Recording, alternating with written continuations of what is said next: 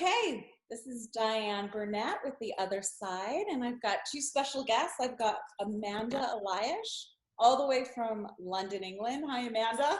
Hi. And Hector, who's back in Los Angeles, although he looks like, what's that background? Manhattan?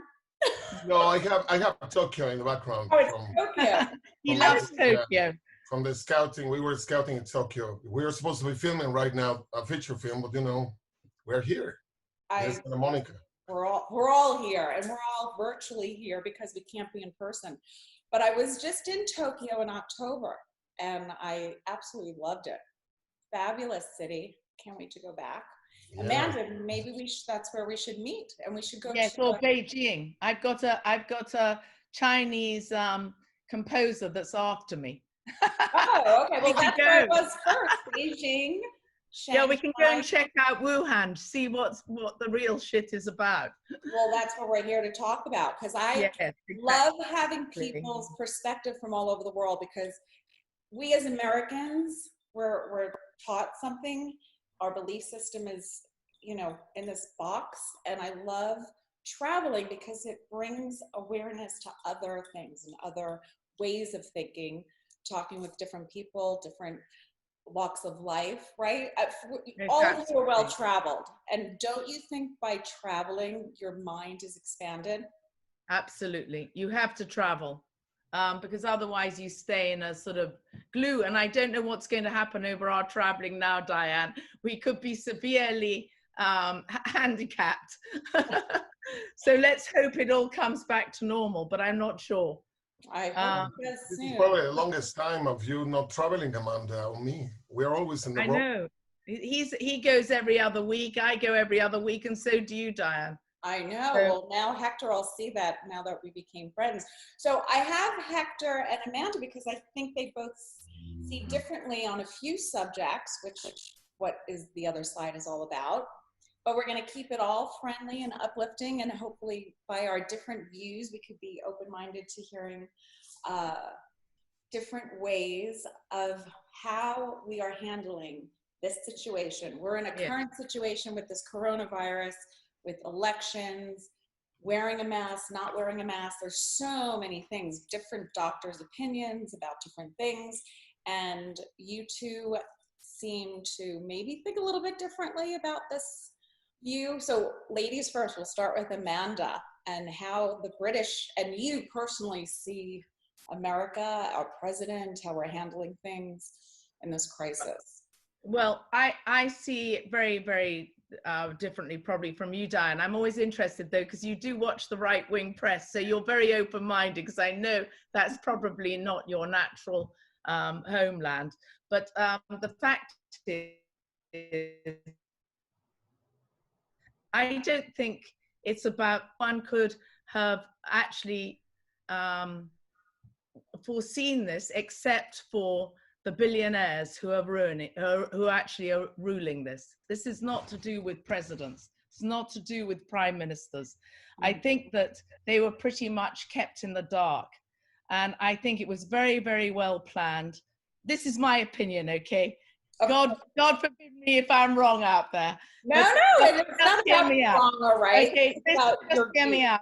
Okay. I think that all the billionaires on the planet, along with Bill Gates and everybody else, should be sued to death, because I think that they have created this.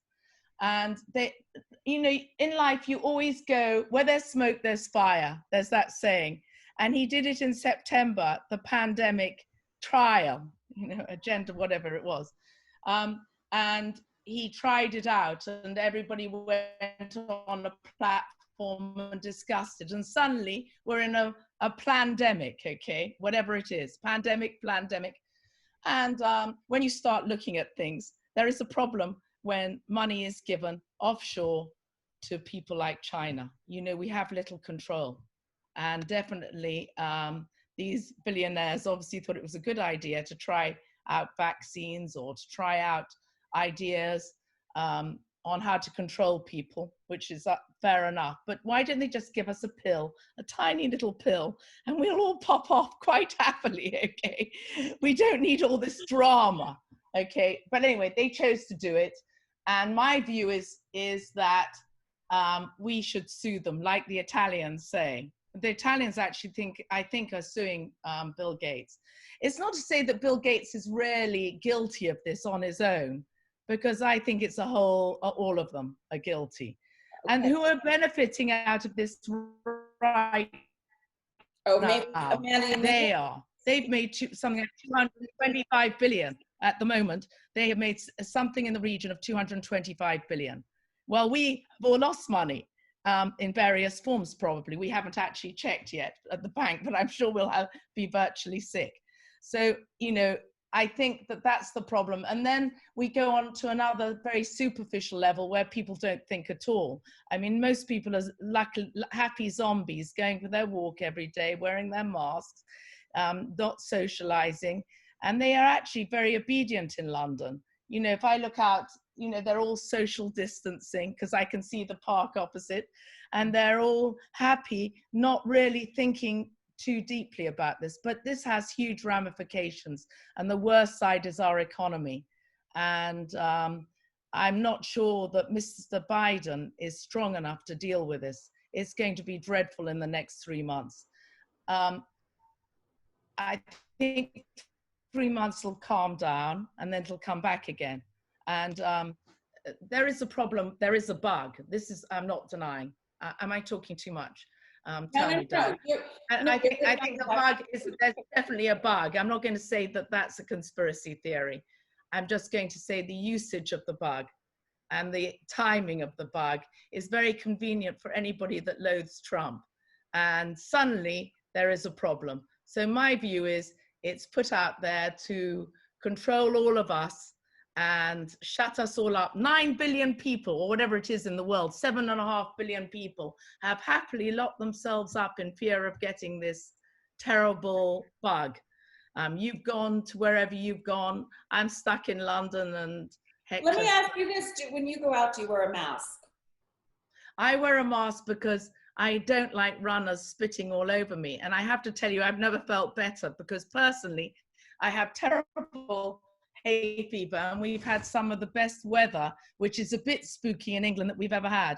If I told you that it's been hot ever since March the 12th, I think we've had 3 days of rain. I mean, it's been incredible weather, and the colors are extraordinary, not like normal. There's something going on out there. Beautiful. And Amanda, what is you mentioned you didn't feel that Joe Biden can handle this economy crisis, this time that we're going through. Well, how do you feel about President Trump in this time and going forward? You know, I think, what do I think of President Trump?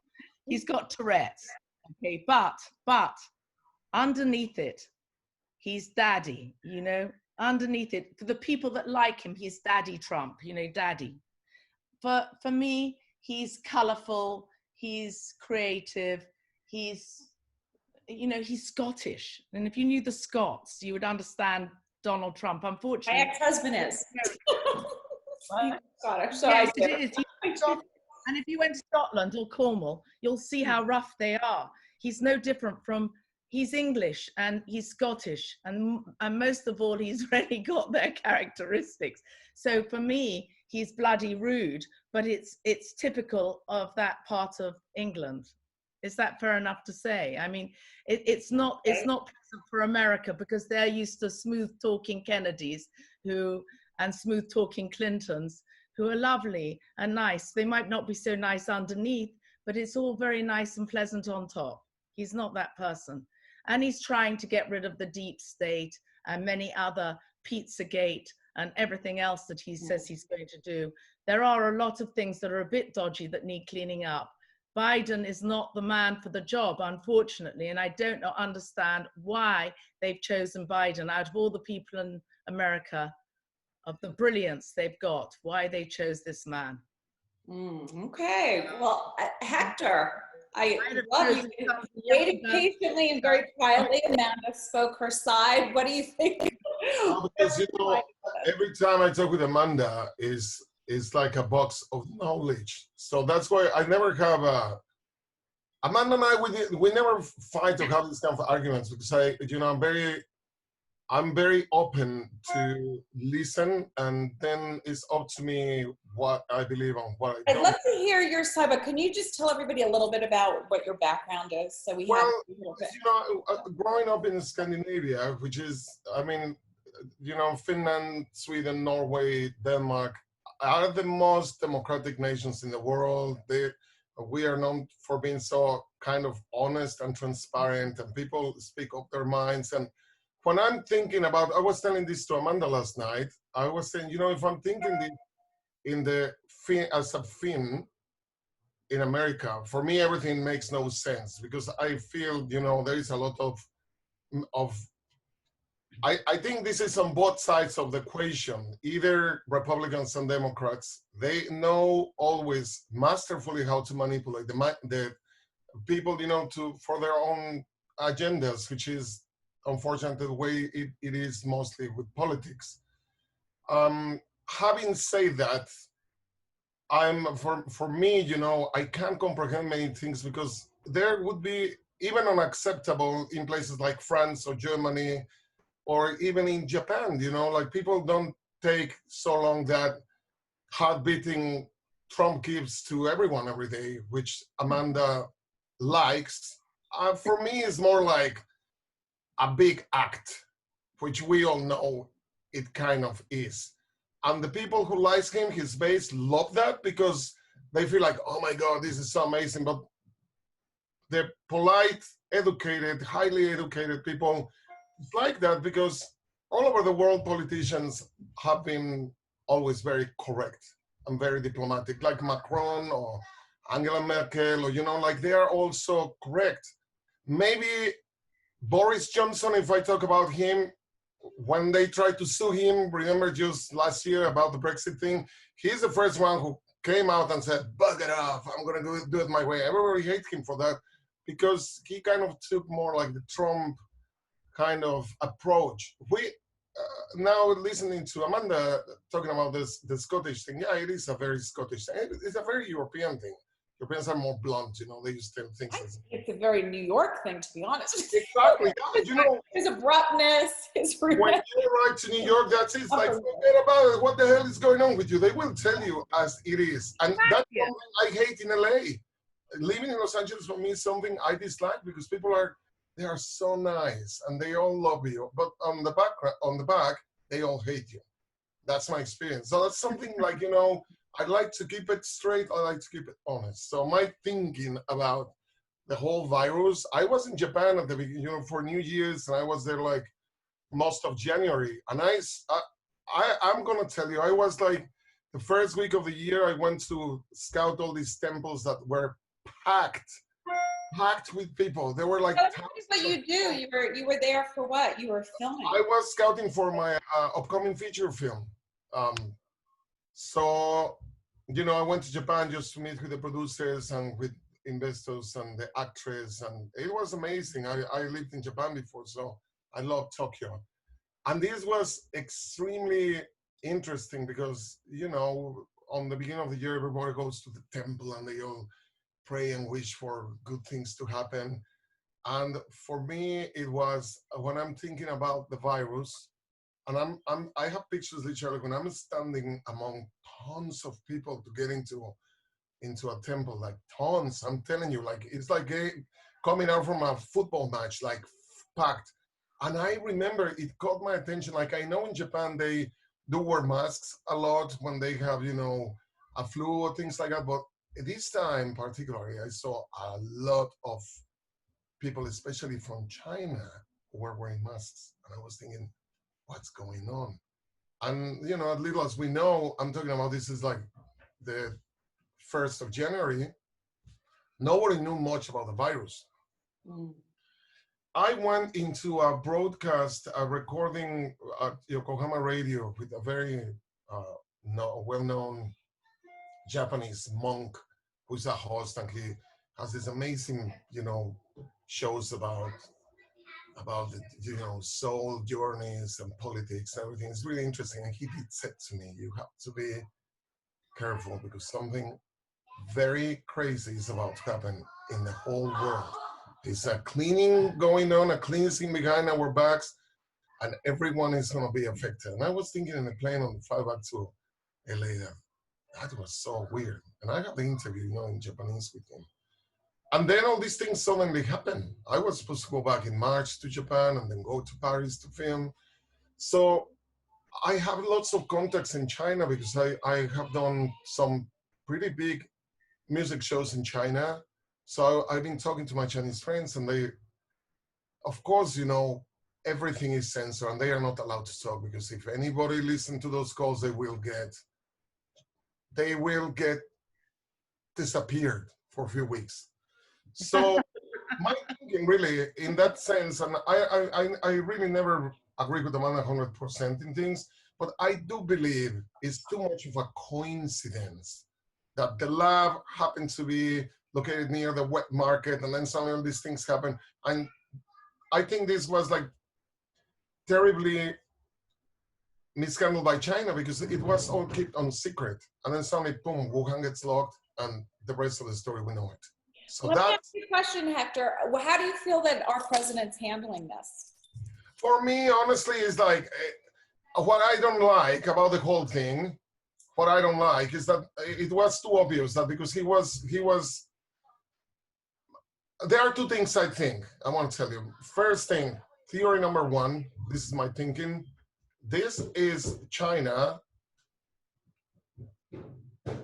some kind of revenge against Trump, because he was punishing them so much. And he is the only president in the history, he was trying, to straight them on, like, directly, because politics have been so diplomatic between, the US and China history-wise. They've been always super, walking the red thin line of how to behave with them. And we all see the way Trump came in was like, punch the line, invite Xi to Mar-a-Lago, let's be friends, pali, whatever.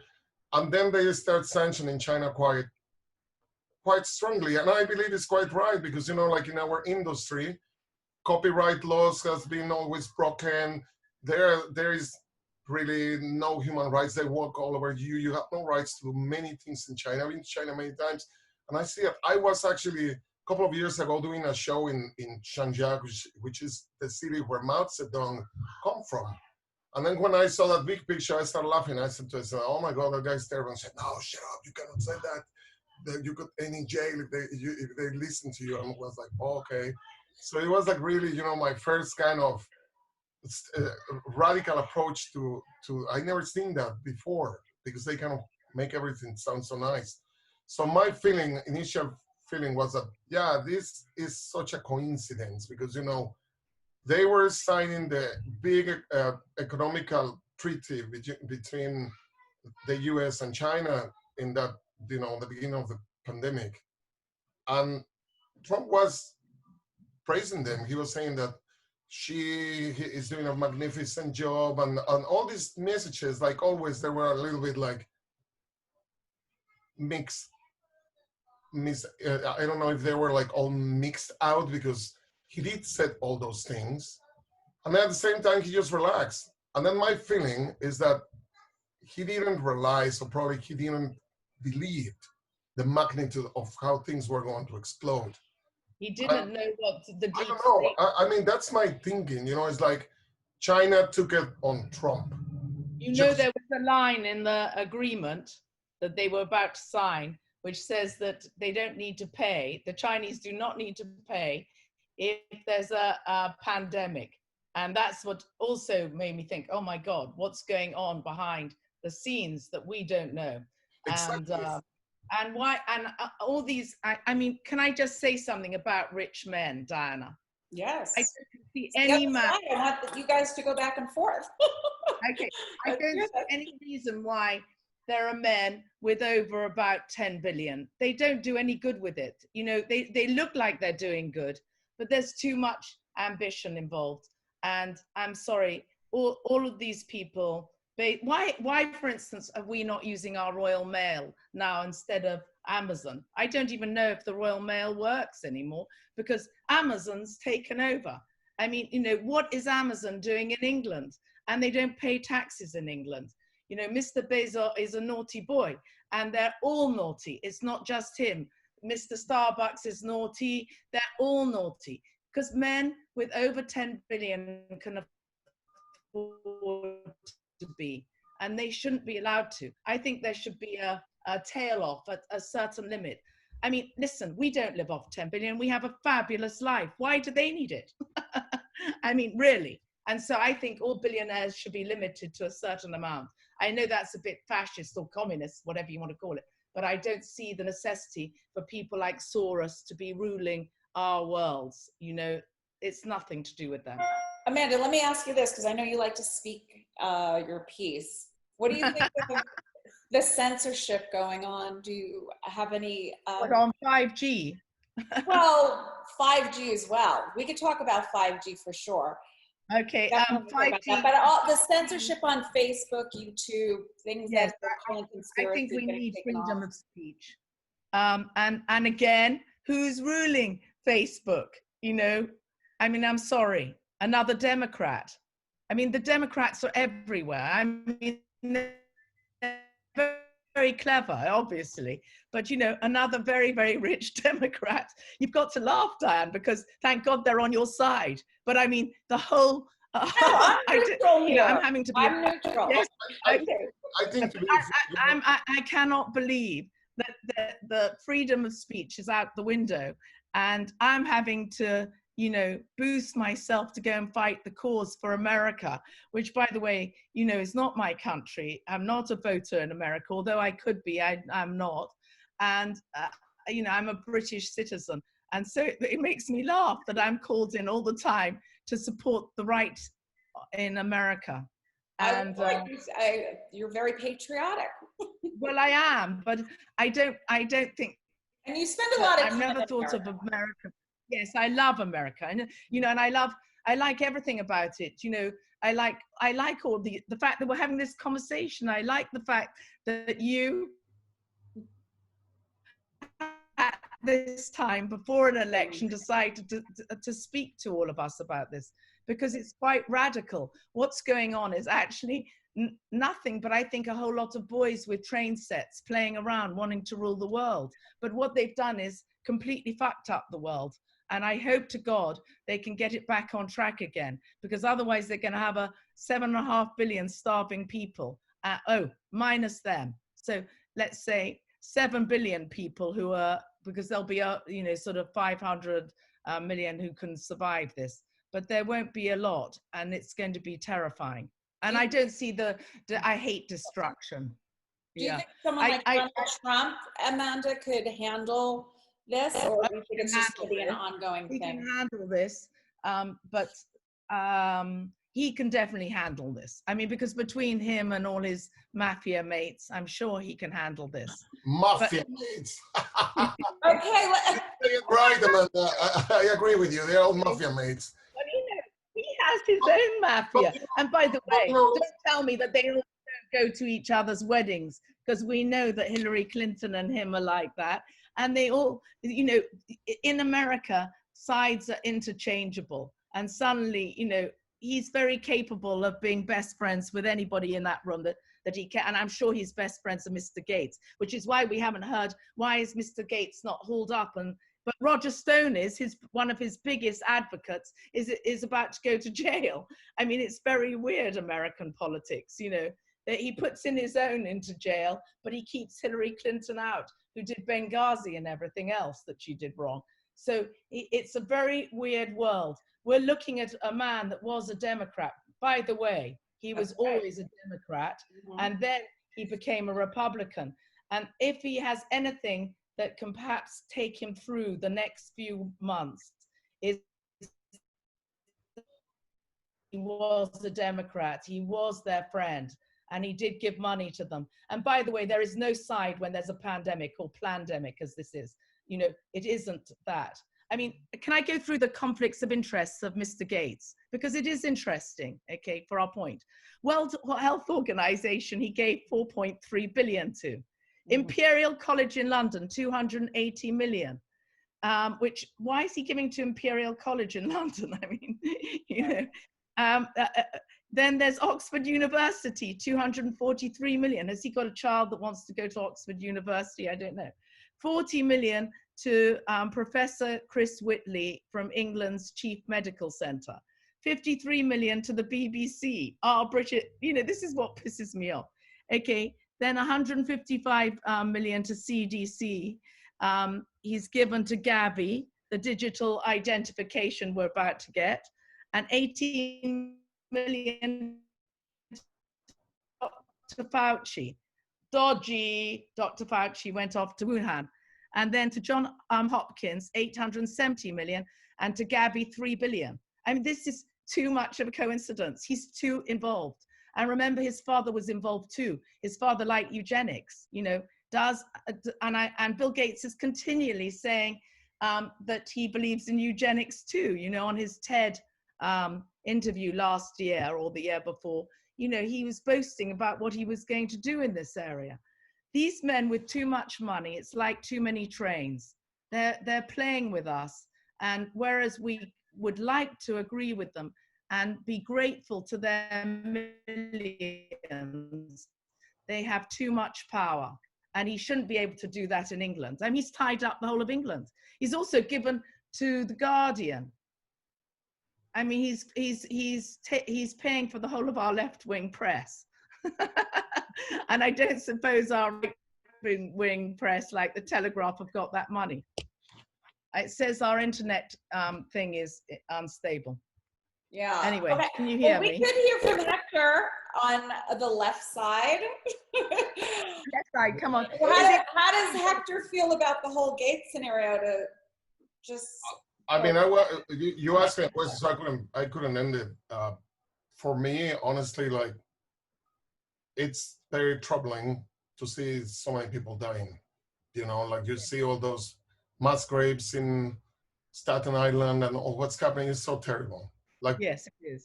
People, civilians should not pay with their lives for all the things happening, because it's not just, you know, it's not locally to America. It is happening in Italy. It was terrible. Happening in Germany, in France, in the UK.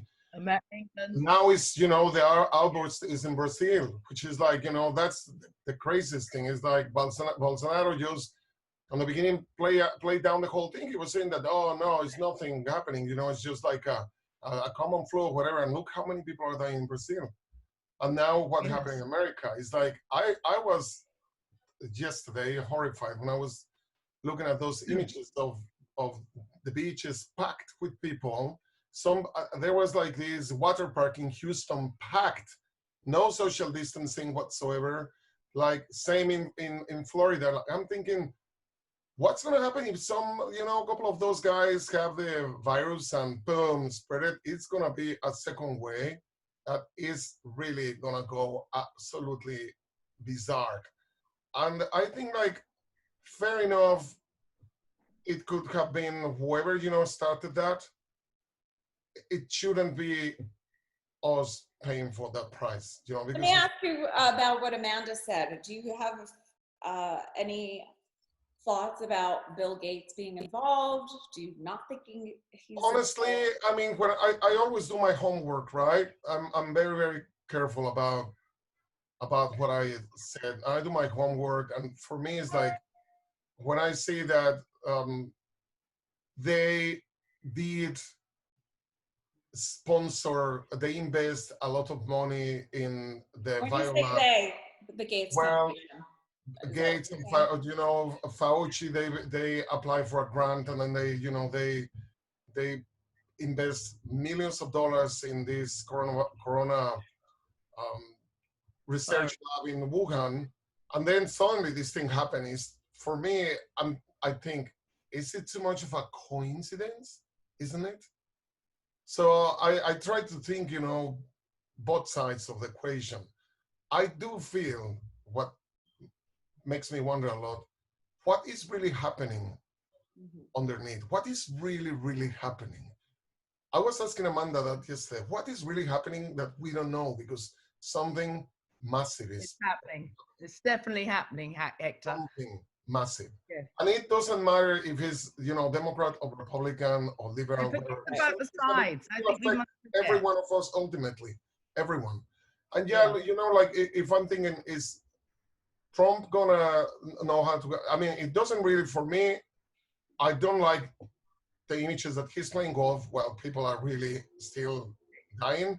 But I understand he needs to connect with his base, so he needs to keep, you know, enforcing the correct message of, you know, I'm strong, I go out and wear the mask, whatever. But in private, he actually wears the mask. We saw the pictures, so that's, you know, that's his theatrical He's game. trying to make us feel confident, isn't he? Yeah, that's what he wants to look strong. But then look at, for example, Joe Biden goes to pay respect for the dead yesterday, and he's wearing a mask with his wife, and he does it politically correct, while Trump is not going to be politically correct. We know that. I mean, it's not going to happen. The press conferences are like massive shows. It's like quite entertaining, to be honest, to watch them. It's like you're watching a show. But then I feel so horrible for the female journalists, you know, like all the Asian American journalists from CBS, the way he treats them is just, I don't like it. I feel it's way too much. His base love that. I don't agree with that. I think there should be a way to be more. I think he could do things in a different way that people in both sides will think, actually, the guy is pretty cool. But the problem is the way he does it. He offends so many people. Yeah. And, you know, end of the day, Diana, it doesn't matter if people doesn't vote for whoever they want in November. He wins because if he wins, it's going to be because he knew how to strategize and how to capitalize in you know. You got to hand it to the Democrats at the moment. If this is an inside job, they're winning. Okay, he's got to, you know, if we're playing chess right now, it's not 100% certain that he's going to win. He's got to massively give confidence to Americans again. And you know, what I loved about him was his red cap and his MAGA status, and, you know, I'm going to make America great again. You know, all of this I love because it's a show. Remember when we went to Candace Owens? It was a show. Oh, it was. I mean, I went there and I said to Amanda first, like, oh my God, it's crazy. He was so funny. I was impressed.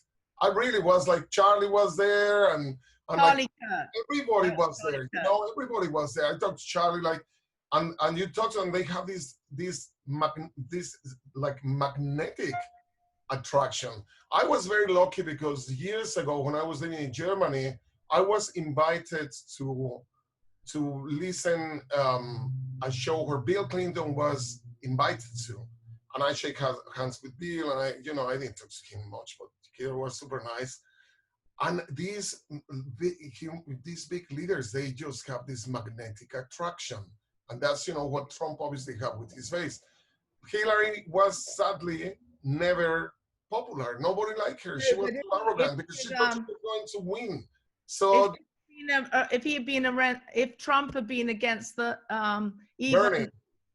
Clinton, right. If he against the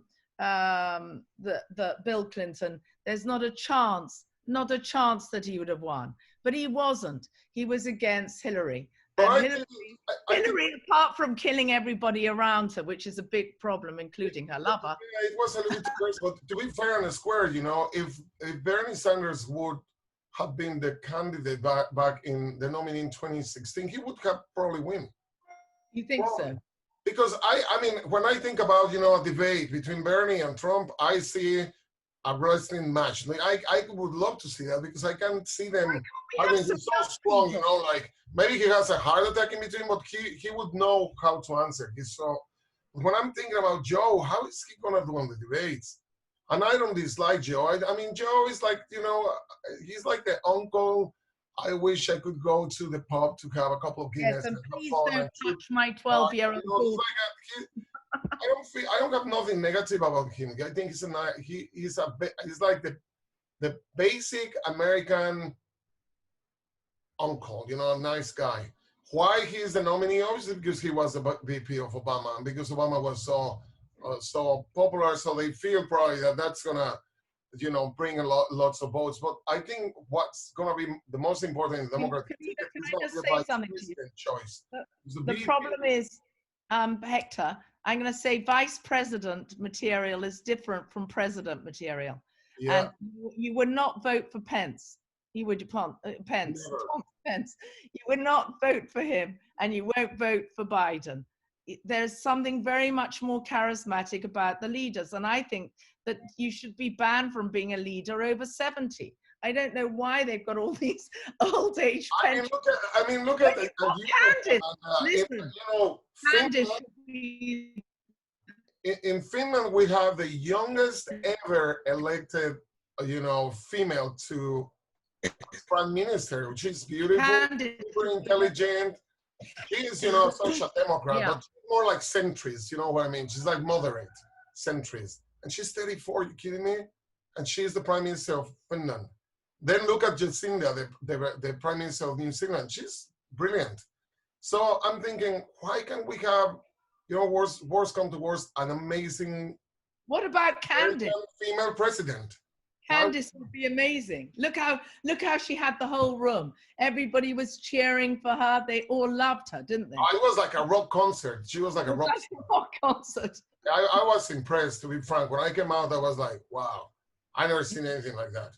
For me, it was like, it was a very interesting experience. But, we were shooting a reality show last year in New York, so I was in Manhattan for weeks. And the executive producer, he loves Trump. He's like a friend of Trump. So I was like, thankfully. But then I tell you, I have to go every morning to drink Trump Reserve coffee at Trump Tower. And that was like, I was thinking, what really, really impressed me, and it was like, not in a positive way, it was a negative way. It was like every single bouncer, the elevator guy, they were all African Americans. I was like, I couldn't believe it. Like I didn't see any single white doing like that kind of job. They were all African Americans, or Latinos, no whites. So then when you took me to the Brexit thing, which is like the exit of blacks and Latinos from the Democratic Party, so it was quite interesting. When then I saw Los Angeles. Explain where it was. It was Los Angeles, downtown. LA at the Globe Theater. So in amongst all the tramps. Yeah. Which was quite. I think, honestly, my perspective is that Trump could have handled this crisis a little bit better. It would have elegantly. This is my opinion. He could have been a little bit more serious. And the bad thing, because he's a Gemini, he runs on Twitter, everything is on record, and he goes and lies. And he does lies openly about, I never said that. And then all the news go crazy. I think he does it in purpose, just to drive everybody nuts. Of course he does. All the time. So it's like, I think he's so scripted. He's so predictable. We all know what's going to happen. I don't know if he's scripted. I think it would be a good idea if he was scripted. I think he's off script half the time.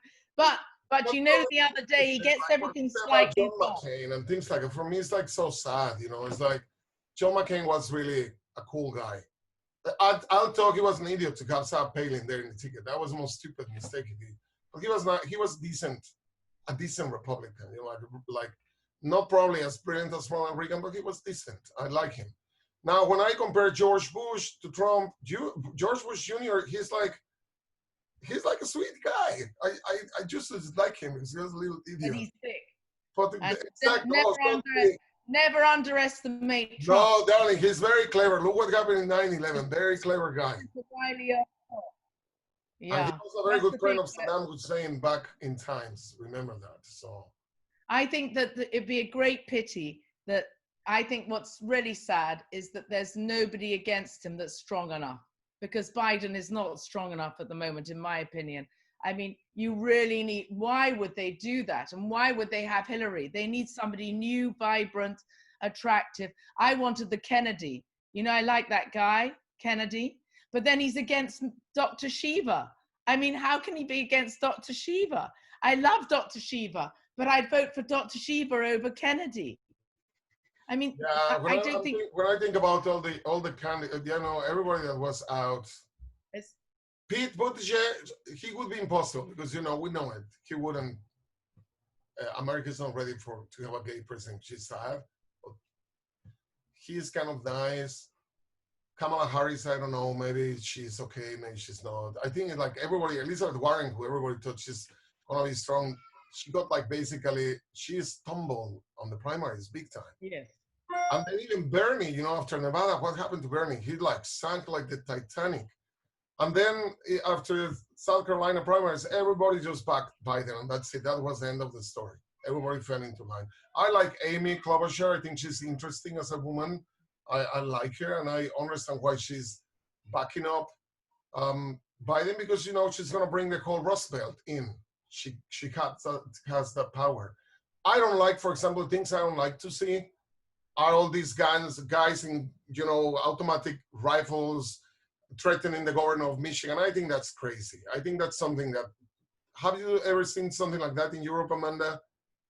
Like people outside number 10 with, you know, from the, you know, Liberal Party, whatever, the Labor Party with, you know, with guns and everything, threatening to go in because they didn't like what Parliament did. I think those things are, Oh, that's a whole other scare me, but they are crazy. We don't need that. That's like domestic terrorists. And then Trump claps and then, oh, bravo, that's amazing, liberate us. I think that's incorrect because at some point somebody's going to go nuts and going to start shooting civilians, and that's not correct. And he instigates those things indirectly. He does. And I don't like that. I think that's dangerous. We are not. You know, he's a mafia boss, isn't he? He's really a. It's like we're in Las Vegas. You know, he likes gambling. He likes all these things, which I mean, no respectable person would really like. You know, the fact that a president of America comes from gambling, you know, owning casinos is a bit of a weird thing, really. I mean, it's not very but owning casinos which he bankrupt, you know, which is even worse. Like he was like a big, like they're bankrupt, destroy Atlantic City, and then all the, you know, this is the problem. Like you say it, people with power, they don't care who they walk all over. I mean, look at Amazon right now, right? Jeff Bezos becoming the first trillionaire. But then look at the people working at Amazon, like the rights. Many of these workers, you know, they are fighting for their own rights because they get paid pennies. But I'm not sure they've got any rights. What rights? I'm not sure the person in New York, you know, a girlfriend of mine, you know, Rushka, my friend Rushka, she's been locked up now for 9 weeks in her 1-bedroom flat. It's not funny in New York. I mean, she can't go out. They're not allowed to even really go out except to buy food. She goes for a quick run. But no, LA, we can, you know, I can go to the park and I can go out and I can, you know, it's like. Yeah, but you're in Los Angeles, you know. Different. But it's pretty horrific in a city. Yeah. You guys, in closing, Amanda, let's just hear a closing statement from you, and then we'll wrap it up. We're having a little on COVID, or do you want it to be on? What do you? Okay. Oh, well, just about. I just want to take it back on handling the crisis that we're in, that we're currently in, whether it's the 5G, the coronavirus. I think it's all encompassed together in a way. 5G. What's your take on that in England? Because we didn't really talk about that. We did talk about the coronavirus, but the 5G has been definitely a topic talked about a lot on social media. 5G weakens the immune system, which is why it's involved. I don't know that it's quite in the conspiracy that they're saying it is. I've looked into it. It's very, very complicated.